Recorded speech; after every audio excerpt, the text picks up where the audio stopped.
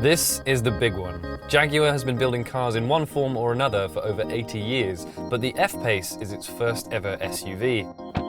The success or failure of this model could make or break the company. So we're here to find out exactly why you should be picking up one of these instead of a BMW X4, Mercedes GLC, or Audi Q5.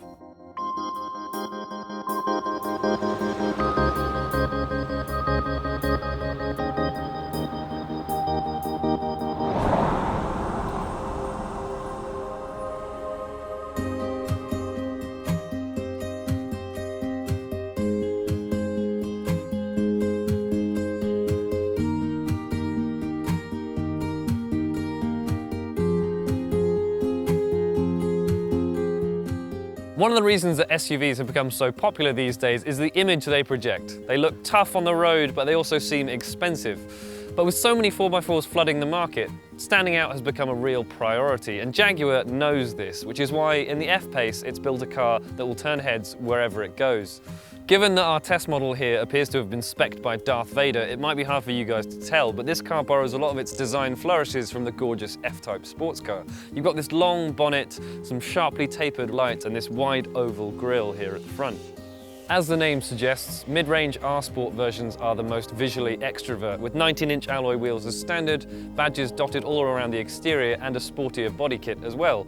If you're the sort of person who'd like to bring your car somewhere like this for a spot of sailing or windsurfing, then the F-Pace has a very clever trick up its sleeve. This activity key that I'm wearing is completely waterproof, and although it's optional, it means you can leave your keys and your valuables in the car, go off and do your sailing, come back again, and it's still completely locked and safe. And then if you want to get back into the car, you just hold the bracelet here over the badge for 10 seconds, it unlocks itself, and then you're free to get inside.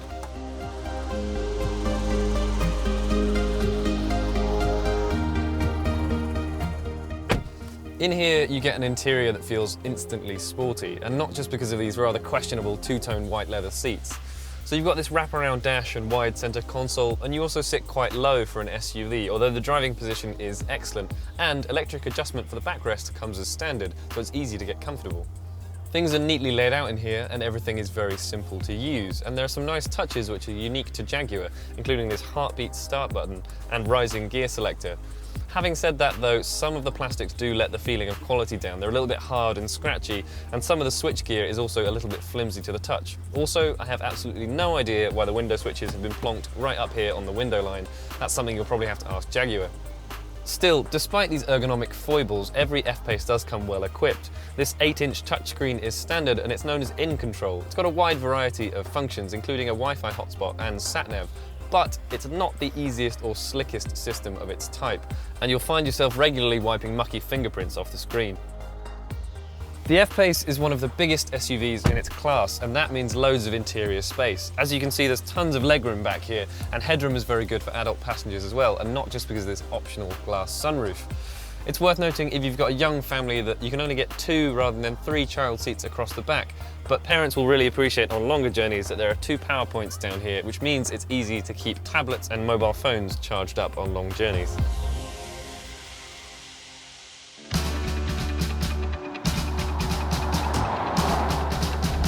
Well, as you might expect of a Jaguar, this is a really nice car to drive. It's got a genuine sense of connection between the car and the road that's sorely missing from so many other high-riding SUVs. Partly that's down to this steering. It's really quick and direct, but it's also quite precise, and it's got this consistent weight throughout the rim. It gives you a lot of confidence in the car. And also, the four-wheel drive system actually sends most of its power to the rear wheels, which helps push you out of tighter corners. It gives you a real sense of composure and plantedness. Now, you might think that this sure-footedness comes at the expense of ride comfort, and to a certain extent you'd be right. There are 2 different suspension setups to choose from. One on steel springs and another adaptive setup, which comes as standard on top-spec cars. We've tried both of them, and I have to say that while the adaptive setup does give you a more comfortable ride, particularly when you're on the motorway, the F-Pace generally is actually quite a comfortable car, although both versions suffer from the same problem, which is at low speed, it just feels slightly oversprung, just a little bit firm, so you'll bounce around, particularly over ruts, potholes, and speed bumps. So be wary that if you go for the steel springs and large alloys like we've got on this car, then your passengers will get jostled around a little more than they might expect. In terms of engines, most buyers are likely to end up with the one I've got here. It's a 2-litre diesel with 178 brake horsepower. It's quite a punchy engine and a decent performer, although it can get a little unrefined, particularly when you work it. There are two different gearboxes to choose from. Rear-wheel drive versions of the F-Pace come with a 6-speed manual gearbox, or you can have 4-wheel drive versions with the 8-speed automatic. We'd strongly recommend that if you have the money, go for that 8-speed automatic. It's a much better gearbox, it's smooth and it flicks through the ratios and just helps keep the revs low, which improves the refinement of the car. As for other options in the range, there are a couple of thumping high-performance V6s, one petrol and one diesel. And the diesel in particular is a great car. It's smoother and more refined than the 4-cylinder engine I've got in this car. And it's also just got really lovely performance, works well with this gearbox. The only problem is it's only available in S specification, which means it's really expensive and it'll cost you a lot more to run. If you want an SUV that doesn't compromise on style or driving fun, then the F-Pace could be the one for you. It still does all the things you need from a big family 4x4, like swallowing loads of bags or traversing a muddy field. Better yet, it's also generously equipped and, in the right spec, really affordable to run. A proper class contender.